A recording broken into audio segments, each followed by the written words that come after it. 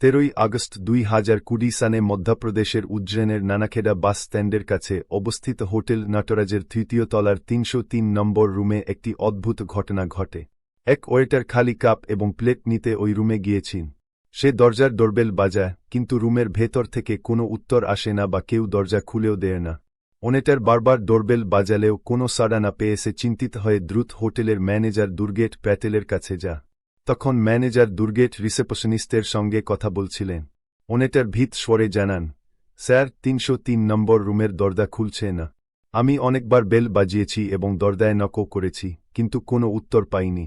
ওয়েটারের কথায় ম্যানেজার দুর্গেশ চিন্তিত হয়ে পড়েন। তিনি রিসেপশনিস্টকে ওই রুমের অতিথির ফোন নম্বর খুঁজে বের করতে বলেন। রিসেপশনিস্ট ভিজিটর রেজিস্টার থেকে নম্বর দেখে ফোন করেন, কিন্তু ফোন সুইচড অফ পাওয়া যায়। অনেকবার চেষ্টা করেও ফোনে যোগাযোগ করা যায় না। এরপর ম্যানেজার দুর্গেট ওয়েটার এবং রিসেপশনিস্টকে নিয়ে 303 নম্বর রুমে যান। অনেক চেষ্টা করেও যখন দরজা খুলন না এবং ভেতর থেকে কোনো শব্দ বা সাড়া পাওয়া গেল না, তখন দুর্গেশের সন্দেহ হয় যে রুমের ভেতরে কোনো অঘটন ঘটেছে। ওই রুমে থাকা যুবক, যিনি নিজেকে মেয়েটির সঙ্গী বলে দাবি করেছিলেন, কিছু সময়ের জন্য বাইরে যাবেন বলে জানিয়ে হোটেল থেকে বেরিয়ে যান, কিন্তু দীর্ঘ সময় পেরিয়ে গেলেও তিনি আর ফেরেন। দুর্গেট প্যাটেল দ্রুত রুমের ডুপ্লিকেট চাবি আনান। যখন রুমটি খোলা হয়, তখন ভেতরের দৃশ্য দেখে তিনজনেই স্তম্ভিত হয়ে যান। কারণ রুমের বিছানায় মেয়েটির রক্তাক্ত মৃতদেহ পড়েছিল। হোটেলের অন্যান্য অতিথিরা এই ঘটনা শুনে 303 নম্বর রুমের সামনে ভিড় জমাতে শুরু করেন। মেয়েটির হত্যার ঘটনাটি জানার পর ম্যানেজার দুর্গেট প্যাটেল তৎক্ষণাৎ নানাখেড়া থানায় খবর দেন। হোটেলের পরিস্থিতি আরও খারাপ হওয়ার আশঙ্কায় তিনি হোটেলের মালিককেও ফোন করে সবকিছু জানান। খবর পেয়ে নানাখেড়া থানার পুলিশ দ্রুত হোটেলে পৌঁছা। রুমের ভয়ঙ্কর দৃশ্য দেখে পুলিশও স্তম্ভিত হয়। মেয়েটির বয়স আনুমানিক 20-22 বছর বলে মনে হয়। দেখে মনে হয়েছিল যে সে কোনো কলেজের ছাত্রী। ম্যানেজার দুর্গেশ জানান, যুবক এবং মেয়েটি নিজেদের স্বামী স্ত্রী পরিচয় দিয়ে রুমটি বুক করেছিলেন এবং জানিয়েছিলেন যে তারা সন্ধ্যা পর্যন্ত সেখানে থাকবেন। কিন্তু যুবক হোটেল থেকে বেরিয়ে যাওয়ার পর আর ফিরে আসেন। পুলিশ ঘটনার তদন্ত শুরু করে এবং ভিজিটর রেজিস্টার পরীক্ষা করে যুবক এবং মেয়েটির নাম ঠিকানা সংগ্রহ করে। পুলিশ রেজিস্টারে লেখা নাম ও ঠিকানা পরীক্ষা করে দেখে যে সাধারণত এ ধরনের অপরাধে অভিযুক্তরা ভুল তথ্য দিয়ে থাকে, কিন্তু এখানে তা হয়নি। পুলিশ এরপর সেই ছেলে এবং মেয়ের পরিবারকে এই ঘটনার খবর জানিয়ে দ্রুত হোটেল নটরাজে আসার অনুরোধ জানা। মেয়েটির নাম ছিল তনি পরিহার। পরিবারের বড় মেয়ে তনুর মৃত্যুর খবর শুনে তার পরিবার শোকের সাগরে ডুবে যায়। তনুর মা আঠাদেবী ও পরিবারের অন্য সদস্যরা কান্নায় ভেঙে পড়েন। পুলিশ এবং হোটেল স্টাফ কোনোভাবে তাদের শান্ত করার চেষ্টা করে। তনুর মৃতদেহ ময়নাতদন্তের জন্য হাসপাতালে পাঠানো হয়। এরপর তনুর মা আঠাদেবীর অভিযোগের ভিত্তিতে সুভাষ পোরোয়ানের বিরুদ্ধে হত্যা মামলা দায়ের করে পুলিশ তদন্ত শুরু করে। তনুর পরিবারের সঙ্গে কথা বলার পাশাপাশি পুলিশ সুভাষের মোবাইল নম্বর ট্র্যাক করার জন্য সার্ভেইল্যান্সে রাখে। জঙ্গন ও মিডিয়ার চাপের কারণে পুলিশ দ্রুত তদন্তে নামে। সাইবার সেলের সাহায্যে মাত্র 24 ঘণ্টার মধ্যে সুভাষের অবস্থান চিহ্নিত হয়, যা ছিল আগ্রা। এরপর নানাখেড়া পুলিশ আগ্রা পুলিশের সহযোগিতায় সুভাষ পোরোয়ালকে গ্রেপ্তার করে। তাকে নানাখেড়া থানায় নিয়ে এসে কঠোর জিজ্ঞাসাবাদ করা হয়। জানা যায়, সুভাষ ছোটবেলা থেকেই বেপরোদা এবং বোখাটে স্বভাবের ছিল। সে কোনো রকমে 10ম শ্রেণী পাস করে। এরপর তার বাবা আত্মারাম পোরোয়ানের মতোই অটো চালানো শুরু করে। সুভাষ ইন্দোরের নিউ ইন্দ্রানগর কলোনিতে থাক। তার বাড়ির সামনেই তনি পরিহারের পরিবার থাক। তনুর বাবা মারা গিয়েছিলেন। তাদের পরিবারে তনুর মা আঠাদেবী এবং তার 2 ছোট ভাই ছিল। পরিবার চালানোর জন্য আঠাদেবী একটি ছোট দোকান চালাতেন। অর্থনৈতিক অবস্থা খুব একটা ভালো ছিল না। 3 ভাই বোনের মধ্যে তনু বড় ছিল। সে বি.কম সেকেন্ড ইয়ারের ছাত্রী এবং খুবই সুন্দর ও মিশুক স্বভাবের মেয়ে ছিল। তনু ও সুভাষ একসঙ্গে বড় হয়েছিল। কিন্তু তনু যখন যুবতী হয়, তখন সুভাষ তার প্রেমে পড়ে যায়। সুভাষ তনুকে তার অটোতে কলেজে নিয়ে যেত এবং নিয়ে আসত। এই সময়ে তনু ধীরে ধীরে সুভাষকে ভালোবাসতে শুরু করে। তারা একসঙ্গে সময় কাটাতে শুরু করে এবং ভবিষ্যতে একসঙ্গে থাকার স্বপ্ন দেখে।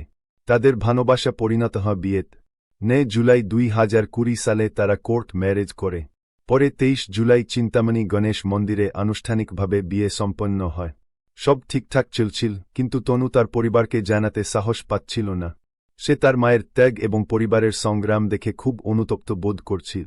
অন্যদিকে সুভাষ চাইছিল তনু তার মাকে সব জানিয়ে তাদের সম্পর্কে স্বীকৃতি দিই, কিন্তু তনু এতে রাজি ছিল না।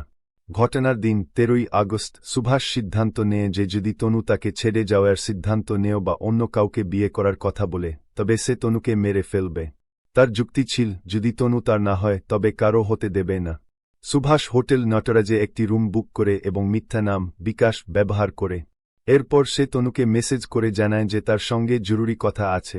তনুও ভাবন আজ সুভাষের সঙ্গে দেখা করে বিষয়টি শেষ করে দেবে, কিন্তু এই সিদ্ধান্ত তার জীবনের শেষ হয়ে দাদা। এরপর তনু নিজের কোচিং ব্যাগ এবং একটি পানির বোতল হাতে নিয়ে মাকে কোচিং যাওয়ার কথা বলে সুভাষের সঙ্গে দেখা করতে বেরিয়ে যা। অন্যদিকে সুভাষ একদিন আগে বাজার থেকে কেনা একটি ছুরি নিয়ে তনুর সঙ্গে দেখা করতে রওনা দেয়। সুভাষ তনুকে তার বাড়ির সামনে থেকে নিজের অটোরিকশায় উঠিয়ে হোটেল নটরাজে নিয়ে যা। সেখানে তারা একটি রুম বুক করে। এরপর তারা দুজনে রুম নম্বর 303-এ যা। রুমে পৌঁছে প্রথমেই সুভাষ চা এবং নাস্তার অর্ডার দেয়। চা খাওয়ার সময় সুভাষ আবার তাদের বিয়ে নিয়ে তনুর সঙ্গে কথা বলতে শুরু করে। তবে কথাবার্তা দ্রুত তর্কে পরিণত হয় এবং তাদের মধ্যে ঝগড়া শুরু হয়ে যা। তনু জানা তার মায়ের সিদ্ধান্তই চূড়ান্ত এবং সে মায়ের ইচ্ছার বিরুদ্ধে যাবে না। অন্যদিকে সুভাষ ক্ষোভ প্রকাশ করে বলে, যখন তুমি আমার সঙ্গে 2বার বিয়ে করেছ তখন 3য়বার অন্য কারো সঙ্গে বিয়ে কিভাবে সম্ভব? তনু শান্তভাবে বোঝানোর চেষ্টা করে যে তাদের বিয়ে একটি বড় ভুল ছিল। সে জানান, আমি আমার মায়ের বিরুদ্ধে যেতে পারব না। আমার মা বাবার মৃত্যুর পর আমাদের 3 ভাই বোনকে অনেক কষ্ট করে মানুষ করেছেন। আমি লুকিয়ে তোমার সঙ্গে বিয়ে করেছিলাম, যা বড় ভুল ছিল। আমি আর সেই ভুলের পুনরাবৃত্তি করতে চাই না। আমি মায়ের পছন্দের ছেলের সঙ্গেই বিয়ে করব। তনুর কথায় সুভাষ প্রচণ্ড ক্ষুব্ধ হয়ে ওঠে। তার মুখ লাল হয়ে যা। রুমে পাউচারি করতে করতে সুভাষ বলে, তাহলে কি আমরা একে অপরকে ভুলে যাব? তনু মাথা নিচু করে বলে, হ্যাঁ সুভাষ, এটাই আমাদের জন্য ঠিক হবে। এই কথায় সুভাষ আরও ক্ষিপ্ত হয়ে ওঠে। ছুরি বের করে সে তনুকে বলে, তুমি আমার ছিলে এবং আমারই থাকবে। এই বলে সুভাষ তনুর গলা কেটে ফেলে। ছুরির আঘাতে তনু চিৎকার করারও সুযোগ পায় না। কয়েক মুহূর্তের মধ্যেই সে নিস্তেজ হয়ে পড়ে এবং চিরতরে শান্ত হয়ে যা। তনুর নিথর দেহ দেখে সুভাষ তার মোবাইল ফোন নিয়ে রুম থেকে বেরিয়ে আসে এবং কাজের অজুহাত দিয়ে হোটেল ত্যাগ করে।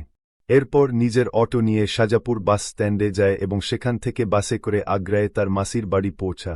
পুলিশ সুভাষ পোড়ালকে জিজ্ঞাসাবাদ করার পর হত্যায় ব্যবহৃত ছুরি, তনুর মোবাইল ফোন এবং সুভাষের অটোরিকশা জব্দ করে। সুভাষের দেওনা বিবৃতি এবং জোগাড় করা প্রমাণের ভিত্তিতে পুলিশ চার্জশিট তৈরি করে আদালতে পেশ করে। আদালত সুভাষকে কারাগারে পাঠা। বন্ধুরা, এই ঘটনাটি শোনানোর উদ্দেশ্য কারো মন খারাপ করা বা বিরক্ত করা নেন, বরং আপনাদের সচেতন করে। এই বিষয়ে আপনার মতামত অবশ্যই কমেন্ট বক্সে জানাবেন। যদি আমাদের কষ্ট ভালো লেগে থাকে তাহলে ভিডিওটি লাইক এবং শেয়ার করবেন, এবং আমাদের চ্যানেলটি এখনও সাবস্ক্রাইব না করে থাকলে অবশ্যই সাবস্ক্রাইব করুন। ধন্যবাদ।